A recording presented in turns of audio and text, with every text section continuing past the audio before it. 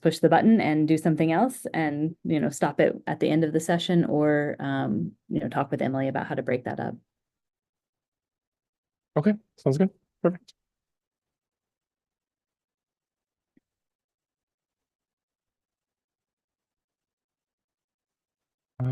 Okay, it looks like I am all set up on my end.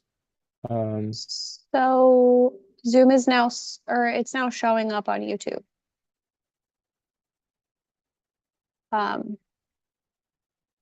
think Push we the were button and waiting. do something else, and Yeah, I think yesterday we were waiting until it like actually officially started, but I can see it on.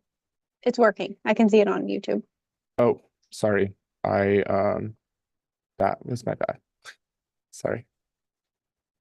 I can't, I don't think I can end the stream, but can people Just hear leave. us? Just leave it. Let's just, Okay. yeah, they can hear us. Yeah.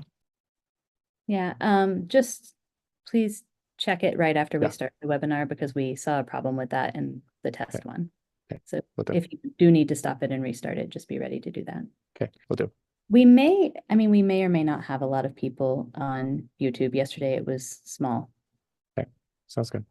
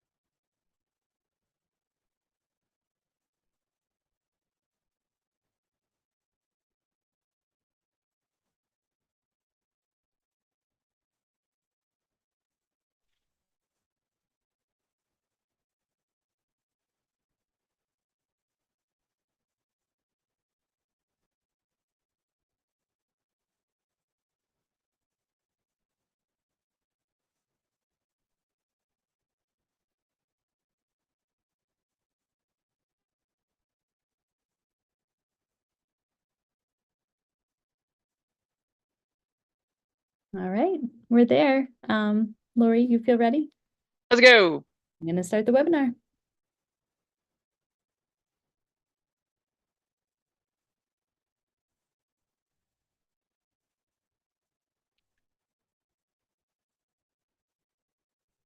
Good morning, everyone. Thanks for joining us. We'll give a minute as people come in.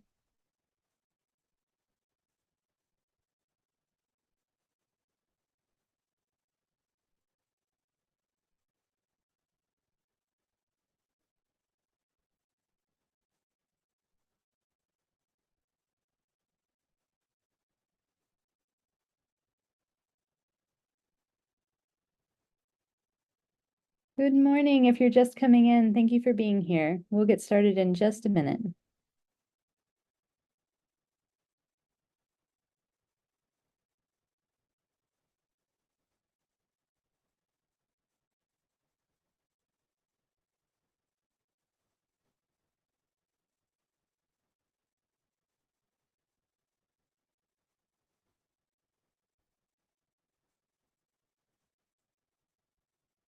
All right. I think I see the numbers starting to slow down. So good morning. Thank you everybody so much for being here for day 2 of the NIH Career Symposium.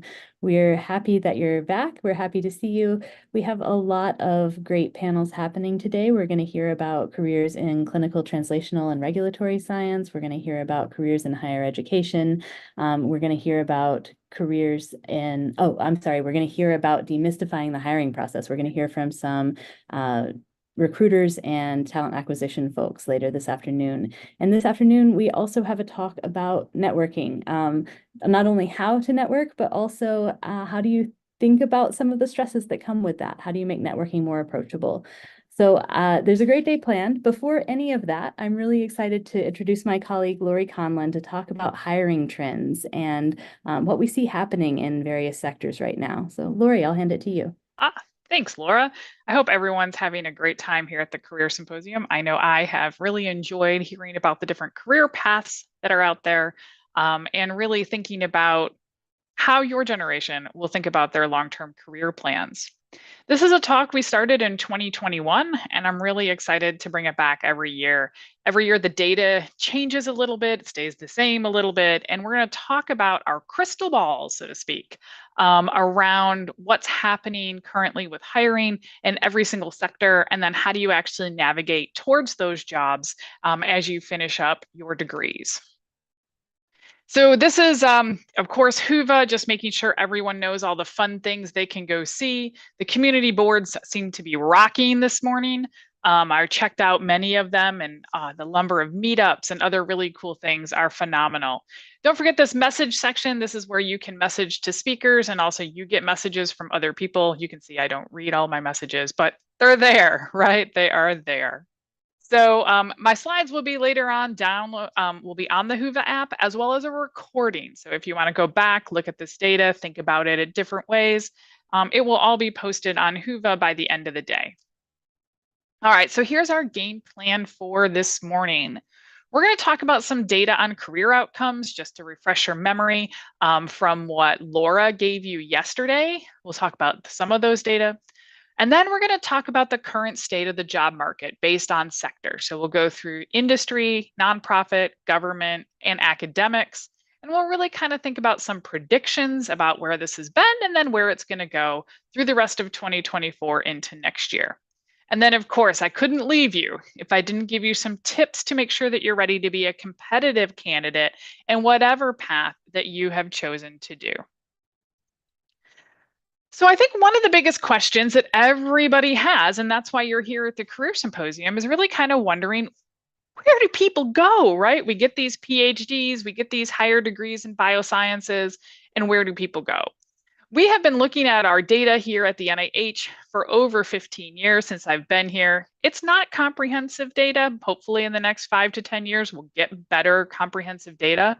But I think the coolest thing is it matches almost all the data that exists out there. So NIEHS, which is one of our institutes, did a really nice longitudinal study. Vanderbilt, which is the data that Laura showed yesterday in her talk, did an amazing 1,500 person longitudinal study on where alumni go. And then there's also the survey of earned doctorates, as well as some things that have come out of the biomedical workforce work group that the NIH published in around 2011. The data really hasn't changed over the years. It's pretty consistent. About 20% of our biomedical scientists, PhDs, will actually go on to faculty positions. And that's either here or in the United States or go abroad. I've been doing a lot of work with our international population of postdocs here at the NIH over the past couple of years, asking them, so what do you want to do? And the number of international postdocs that do want to go back home or another abroad is much higher than I thought it was. So it's very interesting to see where folks are going and the types of positions that they're getting as they go back home. You'll see, though, that academic research / university, that sector has about 35% of our population goes to that sector. That doesn't mean they're all going to be faculty, right? All those other positions that we are talking about here at the Career Symposium, maybe running a postdoc office like I do, or a staff scientist, or running grants administration or tech transfer at a university, program administration, undergraduate advising, all those types of things are all part of the academic research university spectrum. I think one thing here at the NIH that we do have a little bit of a skew on is that more folks stay in government. I think it's because just of proximity. They can see what the jobs look like. They have the ability to network into those types of positions. And some people do choose to come do a postdoc specifically at the NIH because of the proximity to different government organizations. About 15% of our postdocs go on to industry, all types of positions, both doing active science, so researchers either doing bench work, epidemiology work, bioinformatics work, data science, etc., or supporting the industry science, tech transfer, business development, medical science liaison, etc. 14% go to other. That can be just about anything. It's a little bit of a catch-all. We do have a large clinical population here of clinical fellows at the NIH. So 6% do go off to clinical work, just plain clinical work.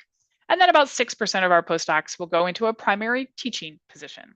Again, this really matches the national data, but I think if you have an idea that people go everywhere, it gives you the option to really think about what makes it, which section is best for you. Okay.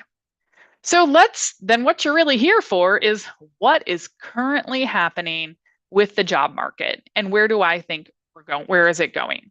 So we're going to look at nonprofits, government, industry, and academics. And I reached out to a very wide network of folks and data sources in order to get this information. There's a lot of national data sources that exist out there for the AAMC, which is the American Association of Medical Colleges, to kind of understand what's happening in the academic sphere, as well as the Chronicle of Higher Education, Science, and Nature. They've been publishing a lot of things. For our industry work, we've been working with a group called Gencoda, which is located here in the Bethesda area, as well as an amazing online resource called Fierce, which I'll have links for in the talk, that really help you understand what's happening in the layoff sectors and things like, and the talent acquisition sectors in the they have one section that's biotech and one section that's pharma. There's a really cool new group that got funding from the Burroughs Wellcome Fund a couple of years ago to make some transparency in the academic faculty job market called the Faculty Job Collab. They're phenomenal, and they've done some really great research into faculty job searches and really trying to make it not feel so quiet. We also looked at UCSF's data and also Future PI, Slack, et cetera. There's a lot of data sources out there. And that's one of the cool things about having a PhD is that I can look at all these data sources and then combine them all together as a transferable skill. It doesn't look necessarily like ITC data that I used to collect, but it's still data. So let's first talk about nonprofits and government. Okay, so we're going to start here. Nonprofits are a smaller sector. That's probably in that 14% of other that we have for our postdoc population. Nonprofits can have positions such as program, people who run conferences like for FASIB or something, or journal editors. So a great example is the American Association of Immunology. Okay, they're a nonprofit. They have lots of different arms for immunologists. They have a conference. They have gathering spaces. They have policymakers who go to Congress to talk about why we should fund immunological research. They have a journal, so they have editors. So there's lots of different types of positions that folks with higher degrees can get at nonprofits. In general, between last year, May of 2023 and today, there is fairly normal hiring that's happening in the nonprofit sector. A couple of things that we have seen over the past couple of years is that their hiring really will depend on where the money comes from. So I did my first job after my postdoc in a nonprofit. I worked for the New York Academy of Sciences up in Manhattan. And a lot of our money came from memberships. And so if the money comes from memberships, looking at their membership roles and how those membership roles are going, especially nowadays, is super important. But also other ways that nonprofits will make their money is from their annual conferences and other types of events. Philanthropy, so who is investing in those nonprofits and why? And where are the nonprofits putting their money to invest? A really good place to kind of look at the health of a nonprofit is guidestar.org. It's an online place where you can decide whether or not you want to put money into a charity or not, but it also gives you a nice glimpse on the financial health of that organization. As I've talked to my friends who are working in nonprofits, most of the and from when my time in a nonprofit is staff is small. Most nonprofits don't have a lot of staff. So staff can wear a lot of hats as they do a little bit of everything. And it's a lot just because small staffs have to be much more nimble and flexible into what they do.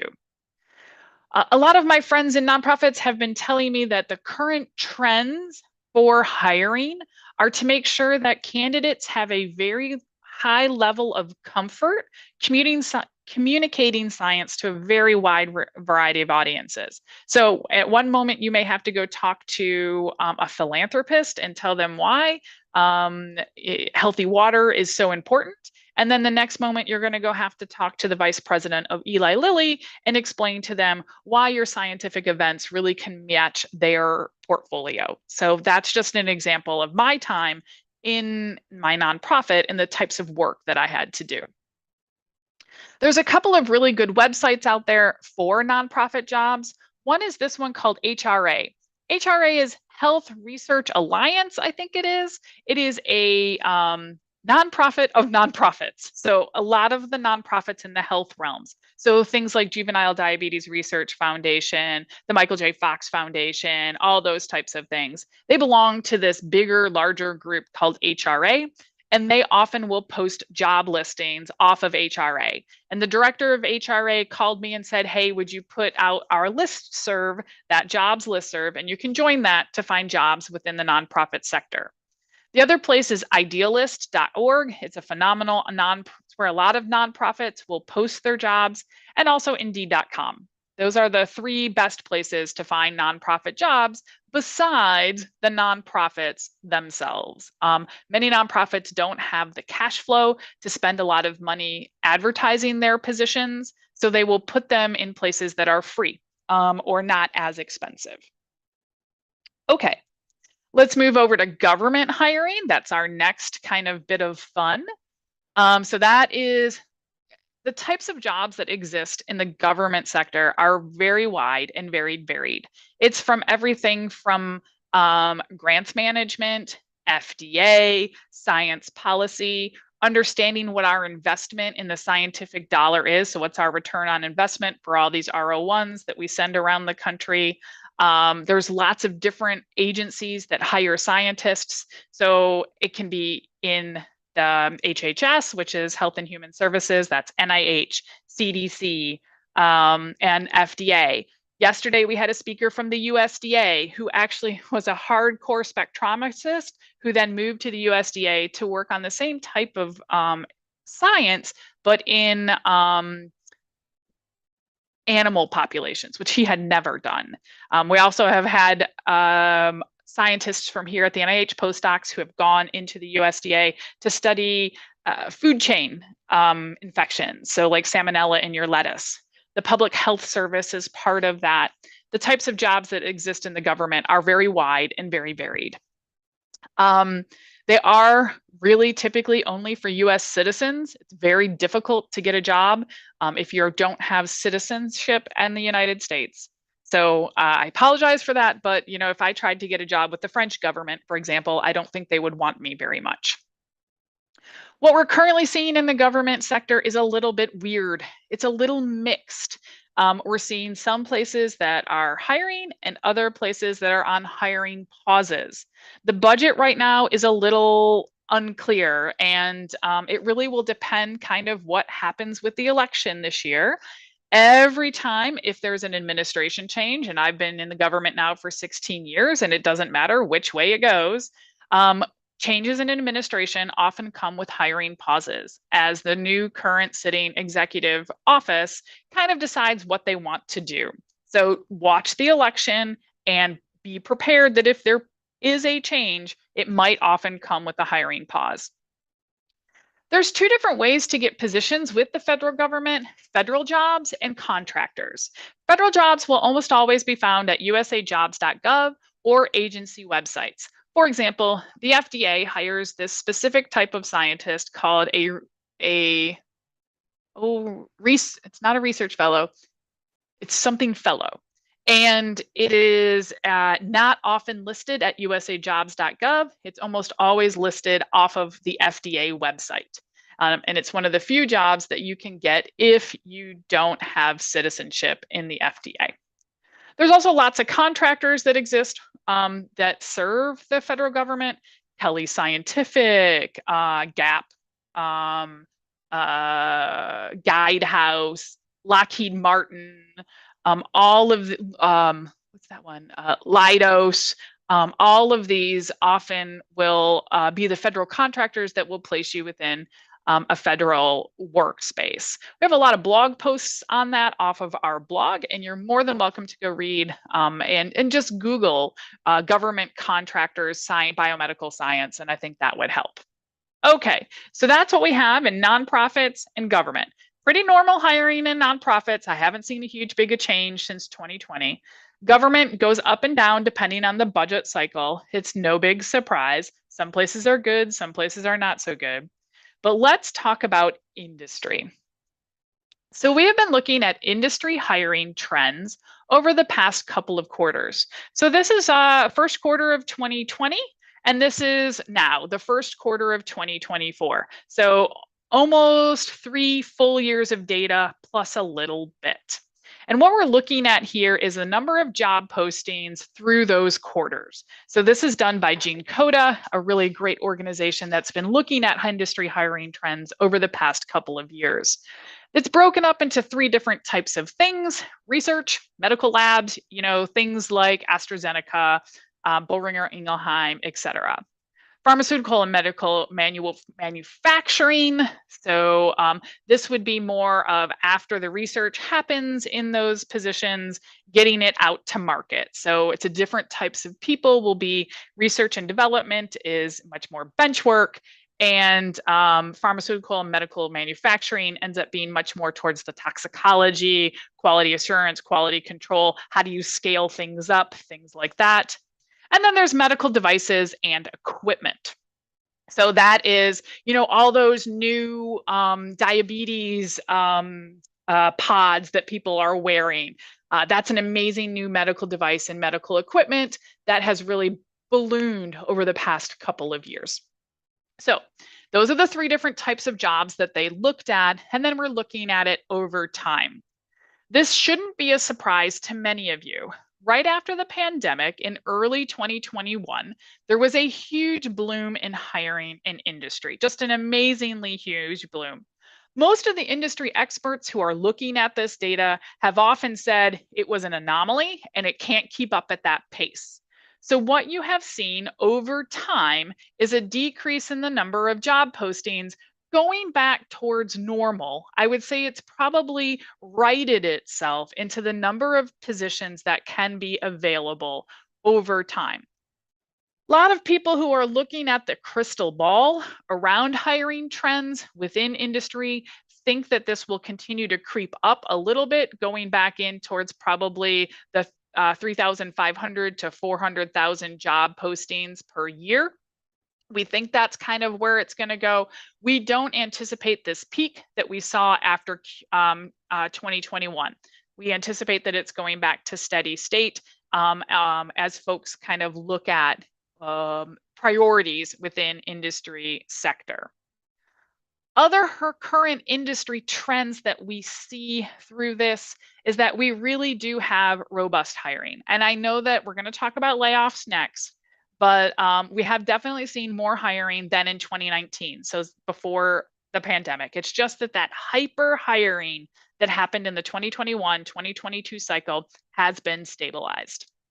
There's some other good news that have changed since when I gave this talk in 2023. It's much more optimistic this year than it was in 2023. Couple of things that have happened is the overall economy of the United States and the world has stabilized a little bit. Interest rates has stabilized, even though the interest rates are still very high. So what that means for industry is that borrowing money is very expensive. And so sometimes they will trim what they're going to do for the money that they have because the borrowing of money is too expensive. That said, compared to 2023, the venture capital money is much more plentiful. So we're seeing a higher amount of venture cap money that's out there, which helps smaller companies. Smaller companies are finding it easier to find funding through these venture cap people. And that venture cap then allows those small companies to get started and start building into bigger and bigger and bigger companies. So we're going to see spin-offs and startups increase, I think, through 2024. Another really interesting thing that has happened over the past year is that merger and acquisitions and also IPO, which is when they go on the stock market, both of those types of activities have picked up. That is good news. It means that money is flowing back into industry after a little bit of a writing and a pause over the past couple of years. And it should be a more healthy industry environment going from 2024 into 2025. I'd be remiss, though, if we didn't talk about some of the problems. Some of the problems are we are starting to see some scattered layoffs, and I'll show you that data in the next slide. And some of the larger companies are then looking to trim their portfolios. They're looking to rewrite things after that hyper hiring from 2021 to 2022. Additionally, I said in the slide, this bullet here, that mergers and acquisitions have increased. Well, that means someone like Bristol Myers Squibb, BMS, has bought out a smaller company. Great, that's fantastic for the health of the overall industry sector. That said, for the people who were bought out, there's probably might likely be some layoffs as Bristol Myers Squibb or whatever company buys that smaller company. There's a rewriting of the process as a whole. Now, as you remember, yesterday, Laura talked about the overall unemployment rate for biomedical scientists and PhDs is about 1.6%, 1.6, 1.9, very, very low. And that's because if you get that first job in industry, you have those skills. And then even if you're laid off, there's probably some kind of severance package and other types of things to help you find that next job. So there is a lot of things in the community to kind of help you with that. So this is the data around industry layoffs. This comes from Fierce Biotech. You can see that in 2023, there was, I think it was like a 22% increase in layoffs. And we have been seeing through the first of the year that we still are having a little bit of layoffs in this industry sector. I have to say, though, the data is really bumpy, right? There's no huge consistency, except for in 2022, they were still in that hyper hiring phase. They've started to rewrite the ship a little bit, but there's no indication that there will be any decrease opportunities for your generation. There's no indication of that whatsoever. We've been looking at some hot geographies across the United States around biotech and pharma. The traditional biotech clusters are still doing very, very well. Boston and the Bay Area, so the San Francisco area, are both doing very well. And in the United States, other things that kind of had start to come up are Maryland. Maryland is trying to do a ton of investment. The Research Triangle area in North Carolina has really surprised me over the past year or so, as they have really rebuilt their industry. When I left my postdoc 20 years ago, they were hot, and going to and getting a job in North Carolina was really much easier. And then they went through a lull, and I've finally seen North Carolina and the RTP area start to rewrite and really reinvest into their scientific corridor that exists in the Raleigh-Durham area. New York and New Jersey is always hot. San Diego's hot. Orange County, which is LA, and California, and of course, Seattle. Some of the new up and coming things we're seeing are Houston and Austin. So Texas has been putting some money into science. And also new this year is Greater Chicago. Chicago has always been a little bit of an interesting duck, so to speak. They haven't done a lot of investing in the sciences up in Chicago compared to some of these other geographies. And I've always been surprised. It's really been Abbott or nothing. And they really have started to build up an amazing sector in Chicago.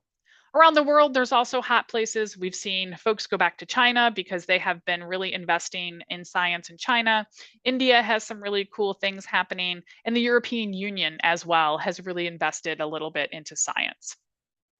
All right, hot geographies. Hot topics. That's the other thing y'all are interested in, which sector should I get a job in?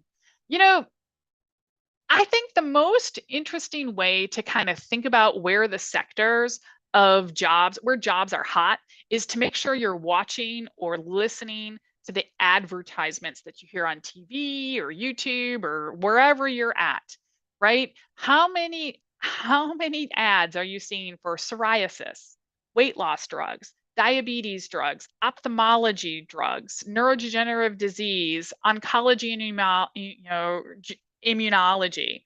All of these have been very much hot topics. And that is not just the people who are building vaccines, but it's also the data scientists, the epidemiologists, the toxicologists. But these are what the current hot topics are that we're seeing for all types of sectors of industry. Industry compensation has not changed from last year. It is pretty stabilized at the moment. Maryland, you're seeing, if you wanted to stay here in Maryland, if you were an intramural trainee, it's about $110,000 to $120,000 for starting salaries. Boston is a little bit higher, about $115,000 to $125,000. The difference is it's a competition for talent. In Boston, all the different companies, they're all very close geographically, and they tend to poach from each other. And so the overall salary load is a little bit higher because of the talent level that is there. The Bay Area, San Francisco is higher, as well as Seattle. We're seeing a little bit of higher in Seattle, 120 to 130, and that is due to cost of living. Not necessarily competition for talent, but competition for the cost of living. I think one of the coolest things that I have seen and the trends that I have seen over the past, since the pandemic, is that the increased number of graduate students going directly into industry. We have been trying to change this for 2 decades, the 2 decades that I've been doing this. And your generation finally has kind of cracked the nut in that you can go directly from your grad work into industry. We actually have a section on this tomorrow in the postdoc, do a postdoc, not do a postdoc session tomorrow. And you can hear from other people on whether or not you need a postdoc or not to go into industry.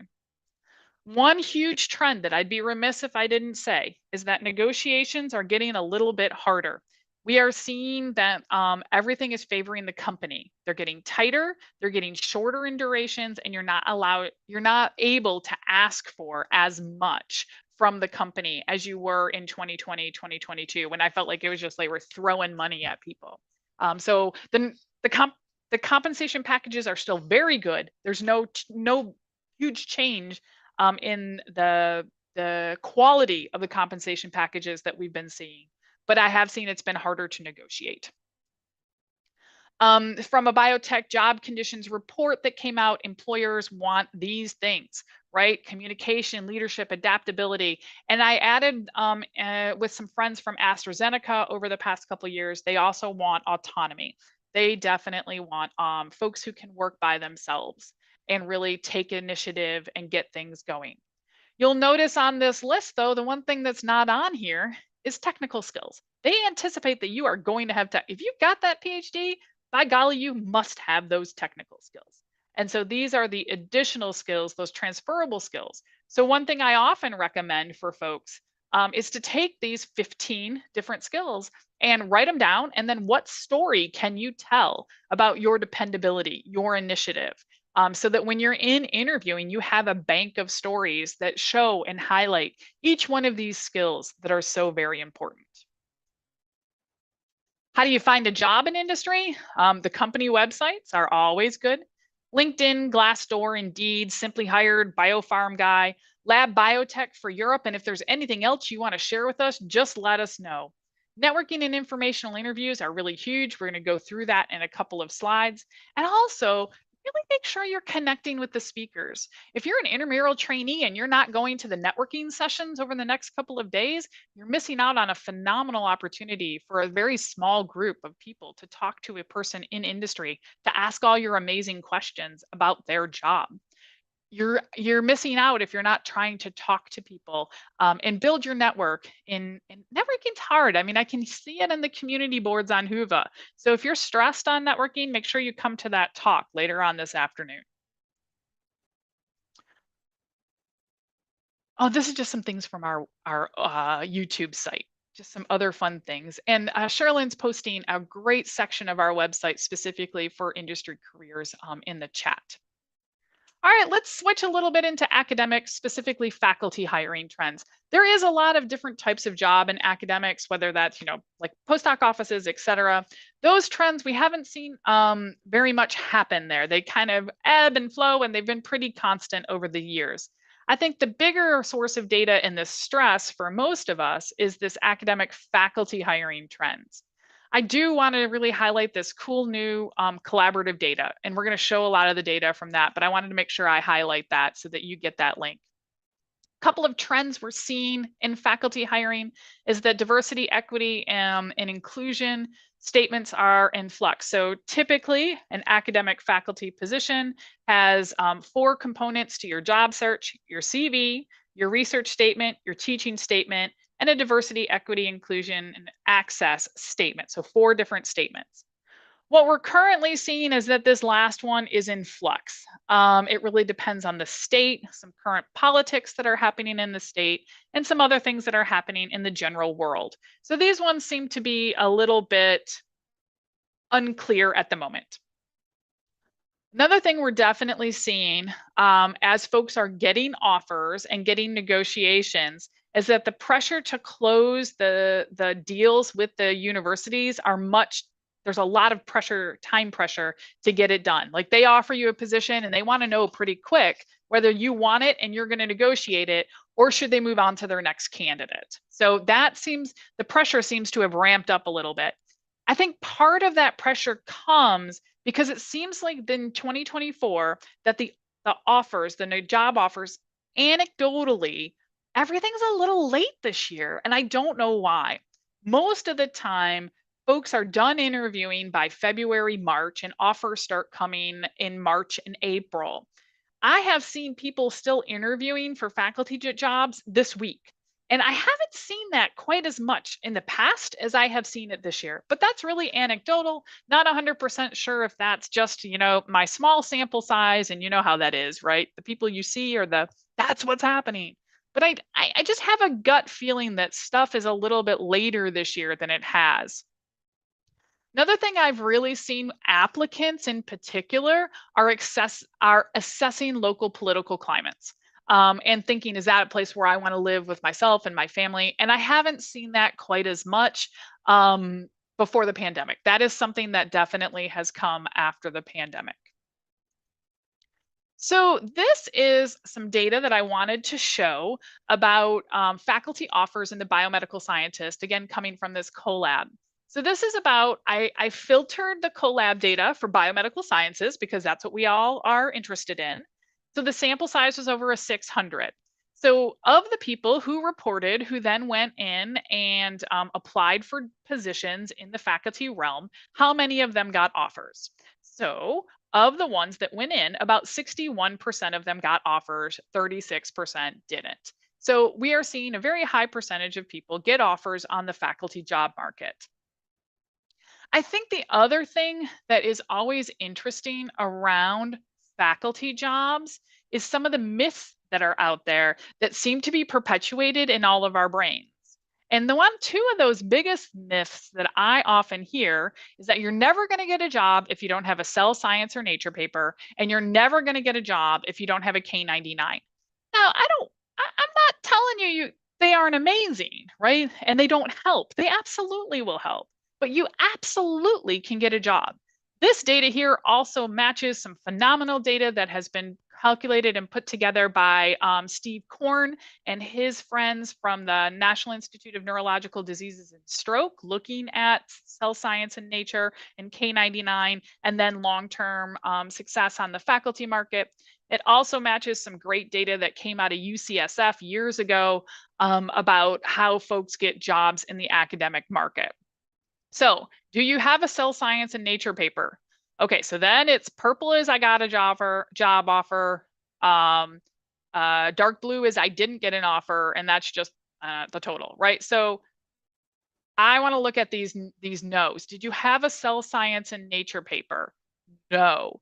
Still though, 67% of them, the bulk of these people are still getting jobs. So you do not need a cell science and nature paper in order to get a faculty position. The next is that K99 award. So no. Still 50% of the people who don't have a cell science and nature.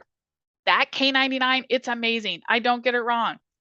And there are not enough of them to go around to fill every single faculty opening out there. It's not possible. So over so many more of those of the faculty openings, you just don't have enough of the K99s for all of those. So you can get a job even without a K99. Okay, so I think to navigate that academic job market, one of the biggest things is to understand the breadth of the universities and colleges. So what is the difference from the University of Michigan, from Michigan State, to Rockefeller, Harvard, to a smaller liberal arts college like Vassar? Like, what are the differences between all those, and where would you best fit in? You should understand how and when to apply. So, you need those 4 documents: the CV, the teaching statement, the research statement, and likely DEIA statement. But then when do you apply? Not now. Most of the openings will open in the fall, and that's what the academic cycle goes. Write quality applications and make sure tons of people read it. I've had a couple of faculty members say these 2 things. Hiring committees are super small and they need time to read a lot of things. So make it obvious that you're applying for this job and not any job. Tailor it. And a large pool response to job ads. Here at the NIH, I read any faculty application for our intramural trainees. If you're an intramural trainee and you want somebody to read your job ad before you send it off, I'll read it. I also will tell you if I can't read it because it's too technical or it's too dense or you've made me work too hard. Don't make them work. Remember, most of the faculty folks who are sitting on committees have lots of other jobs, and this is one component. Make it super simple for them to rise you to the top. This UCSF Academic Career Readiness Assessment is phenomenal. It's a great way for you to kind of plan your time out over the years in order to prepare yourself for that faculty job offer. And I think that everyone who's considering a faculty job needs to navigate the wellness and resilience and self-compassion. It is a long road. It is a marathon, not a sprint. Every single person I know who goes on the academic faculty market, even if you're the shining superstar, has self-doubt, imposter fears, all of that. Like it takes so long. You have no control over the situation. So make sure that you're taking care of yourself as you're doing this too. Most places are listed in journals, professional societies, Future PI, Slack, etc., Chronicle of Higher Education, and Higher Ed Jobs. These definitely do get posted in the larger things. They're not buried on websites. They're almost always posted someplace. We have lots of resources on our website in our academic faculty section to help you out with this kind of things. So I'm going to switch gears for the last little bit of our talk to make sure that's great, Lori. Fantastic. I can kind of see where the world is going. Now, how do I make a plan in order to get there? Right? So you have a different components of time in whatever you are, whether you're a grad student now or a postdoc or a fellow, you have different components of time. The beginning, the middle, and the end, right? So in the beginning, it's really project development and making sure you know what careers are out there, etc. In this middle phase, it's really your project is going amazing, hopefully, right? Hopefully. And now it's like, how can you be competitive? So how do you get the leadership skills? Remember that 15 things employers want? How do you make sure you can prove each one of those in this working phase of your career? And then the last part of it is where you start delivering your project because it's all ready to publish and go to conferences and things like that. And you're ready to start applying for positions. So when I think about what you need in each one of these sections, you need amazing science, 100%. You need in the beginning, the middle, and the end. Doesn't matter if you're a grad student, a postdoc, or a fellow, amazing science across. But it's not enough. It's not enough. You also need 6 different things in order to be competitive in the job market: career readiness, communication, teaching and mentoring, leadership management and DEI awareness, wellness, and an understanding of ethics, RCR, and the rules. So career readiness is going to be, each one of these is going to be different as you kind of go through those phases. So when you're a beginning in a new organization, things change, and what you need to focus on is really different. You need to really understand the rules, right? All those mandatory trainings and the computer trainings, and how do you navigate this particular research group. You also, when you're arriving someplace, need to settle in. Where's the best grocery store? Who has decent yogurt, right? All those types of things, and find a community of people that you can hang out with. You need to build communication skills, and this likely means it's communication within your research group. How do you talk to these people that you don't know, right? How do you build a relationship with people? If English is not your first language, how do you make sure that you can speak the local language so that not only can you feel smart when you go to work, but you also can go to the grocery store, ride the bus, etc. And at this point, you have a very tiny component of your career readiness. Really, what do you want next?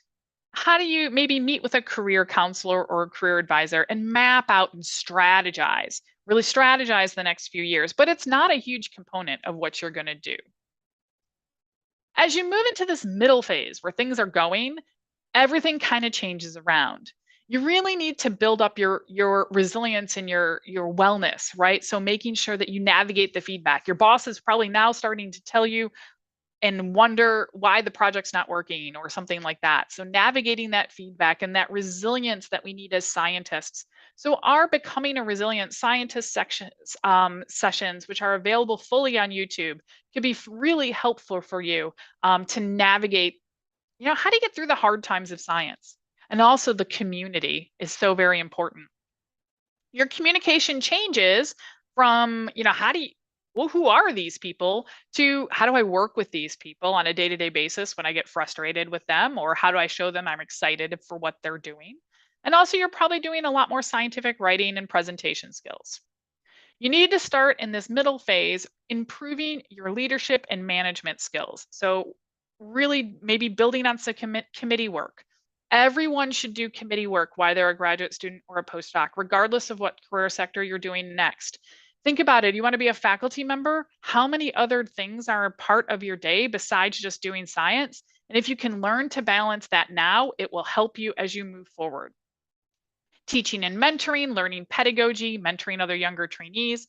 And really now career readiness becomes, how do you become a competitive candidate? And that's kind of what you're doing here at the Career Symposium. As you move to that last phase, it really kind of changes, right? You're moving that career readiness up to the top. Wellness is still there because there was nothing more stressful than when I got a job after my postdoc. Nothing more stressful in my entire life. Communication, leadership and management, where you're preparing to be the boss. And then things like teaching and mentoring and ethics and rules just start to be a little bit lower. Taking that career readiness, you really need to understand the job search process, networking, informational interviews, preparing applications, interviewing, negotiating, and transitioning to that new job. Our website has some great stuff on this and much more information than we have time to cover today. I know there's a large networking section later on today, but I'd be remiss if I didn't talk aloud about networking, because it is the way you best make inroads into a position. Think about it like a data collection project. It's a data project, right? If you thought more about networking as a data collection project, what data? Like, what would it be? We definitely want you to start informational interviewing. So there you need 4 things. So if you're going to one of the networking sessions and you're talking to someone today, you want to ask them present. Tell me about your current job. What do you love? What do you hate? What would you change? What's currently on your to-do list, both long-term and short-term projects? Past, how did they get in the field? What did they do to be successful? Who did they network with? Future, where do they see themselves going and the organizations going and things like that? And then advice. If they were you, what should they do?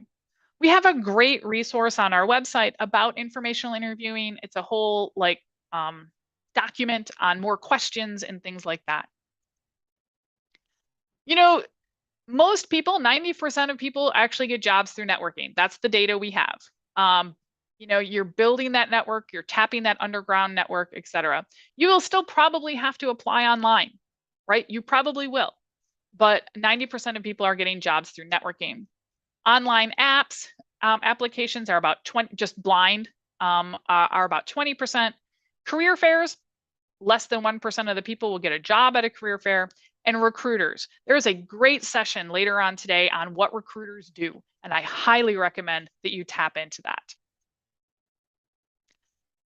Preparing documents, there's resume and CV guides and interview practice things that you can find lots of places on the internet, but you should be able to prepare your documents nicely and use your resources to make it so that people can read it and understand why you're applying. You know, this is super hard. It really is. It takes a ton of time. Each application takes time. You have to research each job. You get no information back. There's no controls in this experiment, and it's really, really hard. So make sure you're building the resilience that you need in order to take care of yourself. We have a great thing on our YouTube page on resilience in the job search. All of the sessions at the end of the day are taking note of this over the next couple of days. And also the psychology of career decision making, understanding sunk cost theory and, you know, why this is so hard. Okay, so make sure if you're an international applicant that you understand what the processes are, and make sure that you come to that session that we have on Friday morning, I think it's Friday morning, on understanding job searches for international applicants. Okay, top 10 tips. Start early. Network with everybody. Tailor your documents. Be a perfectionist. But not with the jobs you apply to, right? Follow up with a thank you letter. It's a big deal. Have an online presence with LinkedIn. Not necessarily if you're a faculty job. If you're going for faculty, who cares? But for the rest of you, have a good LinkedIn. Exude professional confidence. Don't take rejections personally. They'll come. I know they will. Don't take it personally. And do something small every day to set you up for success. Make sure you're doing your homework through the Career Symposium. Make sure you're messaging and emailing different speakers and starting a conversation and continuing a conversation. If you really connected with somebody, you can ask them for another meeting.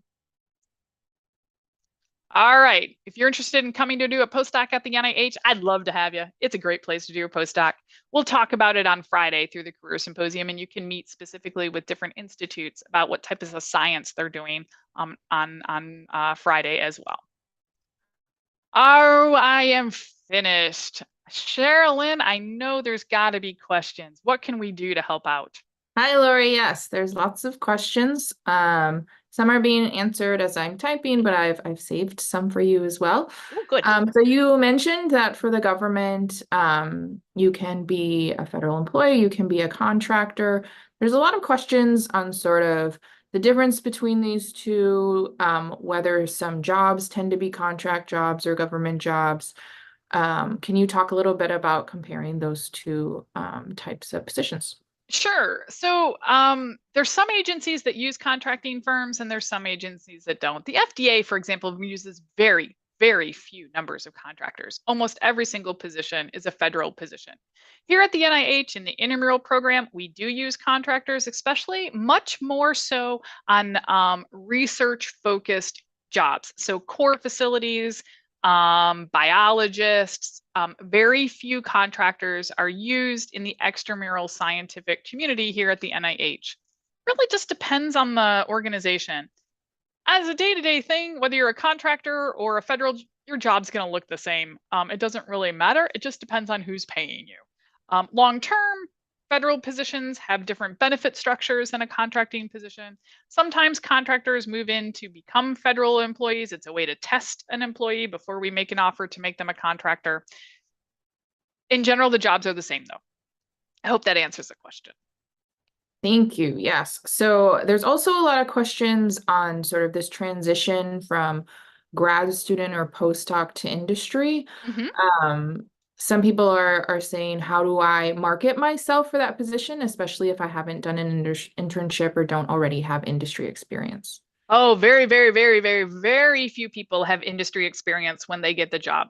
You know, if that job ad says you need X number of years of industry experience, as long as it's under 5, you should apply for it. They will still look at you. You have to think about those transferable, those 15, the adaptability, the dependability, the problem solving skills. Use those to really kind of think about your skill sets instead of just technical. All of us can run a Western blot or whatever it is that you do. It's all those other skills that set you apart. The other thing is make sure you're networking with people. So go to the sessions, follow up with speakers, find someone who's going to be in your corner. If you have someone who graduated 2 to 4 years from you, ahead of you in your PhD or your postdoc who's now in industry, write them and say, hey, I also am a postdoc in Dr. So-and-so's lab. I'd love to talk to you about your job in industry. I'm thinking about doing a similar transition. Just start building it. It's scary because it is a black hole. It feels like a black hole, but so many people are able to get jobs in industry. Thanks, Lori. There's a question about letters of recommendations and, advisors and mentors being busy. Wondering if one letter would be appropriate to be sent to multiple potential employers, or whether tailored letter of recommendations are being used for employers. Well, I think it really depends on where you're going. You don't send the letter. Your boss will send the letter on your behalf. You should not have access to what the letter of recommendation typically says. That's typically not how it works. For a faculty job, you're going to need 3 letters of reference that get submitted directly to the institution. For an industry job, they may or may not ask for a letter. It's often that they will just ask for a reference and they'll do a telephone call. Very few industry positions actually ask for letters of rec. Nonprofits are a little bit different. I don't do letters of recommendation for jobs in my office. I'll pick up the phone and talk to someone. When I think, though, what you're asking, which is a little different than that, is how do I make this easier on my letter writers? So when I am asked to write a letter of recommendation, for example, it's very helpful if you, as the candidate, supplies me with the job ad, your CV or resume that you submitted for that particular job ad, and then what are the top 3 things you want me to highlight? Okay, so I don't need you to write the letter for me, but I need you to tell me the top 3 things you want me to highlight in order for that to be an acceptable letter towards that job. And then give me enough time. Oh, if you give me a week, I'm going to grumpy write that letter. Nobody wants a grumpy written letter, right? So give the letter writer enough time and give them the information that's going to help you be the best candidate possible. Thanks, Lori. I think you mentioned it, but there's a lot of questions still about the landscape of remote jobs over the next years. I didn't mention Can it. you talk a little bit about that? Because it's not nice. It's not as happy as you want it to be. Nonprofit sector, I did ask, in the nonprofit sector, it's almost all remote work. Not every single place is all remote, but many of the nonprofit sector is remote. Anything that's active science is in person. It's hard to pipette your Western blot from home, right? So you're going to have a little bit of freedom. Now, if you listened yesterday in our research career segment, when I had 2 people from industry, they said that they have the flexibility of someday going in and someday going home, working from home. But you have to be reading the news. I mean, everyone's reading the news on the current trend of employers looking for folks to come back into the office. I don't know how that's going to play out. The crystal ball, if you look at the papers, the Washington Post, the journals, et cetera, nobody knows how that's going to play out. But right now, the future of remote work seems a little rockier than I would have said a year ago. Thanks, Lori. There's several questions from our intramural postdocs wondering about the transition from a postdoc to possibly a government job, whether there are specific places that you recommend that they look, whether they are considered federal employees on USA Jobs. Can you talk a little bit about that? Yeah, you are not considered federal right now because you're in a temporary assignment. I think the biggest thing is anytime you can talk to someone who does a really cool job around here, do it. We see our postdocs go to every single group. So I've seen folks go to Department of Defense, FDA, here at the NIH, extramural, intramural, I've seen every single thing. But your network will help you find those positions and help you to build your USA Jobs. We have a whole job talk on how to get through usajobs.gov on our website that's available, on our YouTube site that's available for everyone. It'll talk about the different types of options that are available within the federal government, across the government, as well as how to build your application. So look for that off of our YouTube page.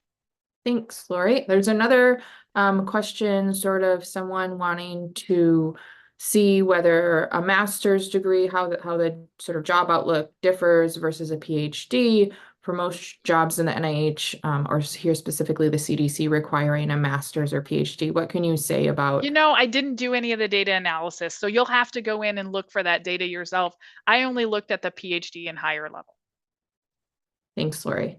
I have a general question here on any suggestions on when you're looking at positions, feeling out the culture and inclusivity of positions before applying. Yeah, so it's a great types of questions you can ask your network. There's this really cool values exercise, right? That's out there that is like, do you want to have a job that is team focused or more where things are much more individual focused? Do you want someone a job where you have power or where you're just doing work? So it's a great values exercise. You can just Google jobs value exercises and you can find that. You can then use those for questions when you're informational interview. Tell me about what teamwork looks at like at this place. Tell me about what happens when everyone's on a deadline. What does the culture around here look like? If you could wave a magic wand about this workspace, what would you do?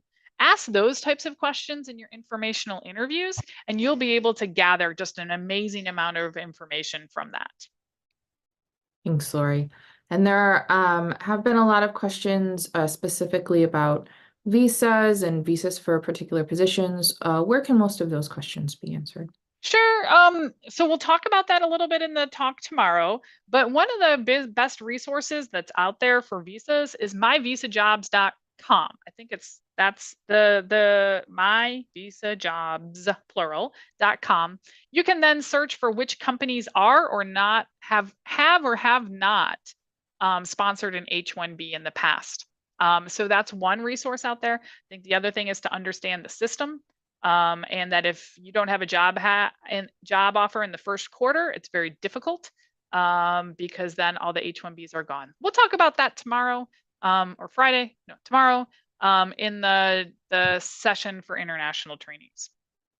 All right, I think that wraps it up. I'm going to address a lot of questions by saying Lori mentioned at the beginning of her talk that the slides will be available in Hoova. The recording will be available in Hoova. So Lori, do you want to sort of give a parting comment? Sure. I think, one thing we talked about yesterday, Laura talked about a lot, was hope, right? It is the most stressful time. Finding this job once you're finishing your postdoc and graduate work is so difficult. Realize there's hope out there. There's lots of people that want to support you. Find your postdoc office, find your graduate office, use your career counselors, use the people who are there, go to the sessions. We're here to help, and we want to make sure that my whole job is to make sure you're successful in your career. So don't hesitate to reach out and use the resources to be successful at this hunt. And I wish you all the best. I'm so excited to see where all of you go. And hopefully maybe later you can come back as a career symposium speaker. So thanks so much, everybody.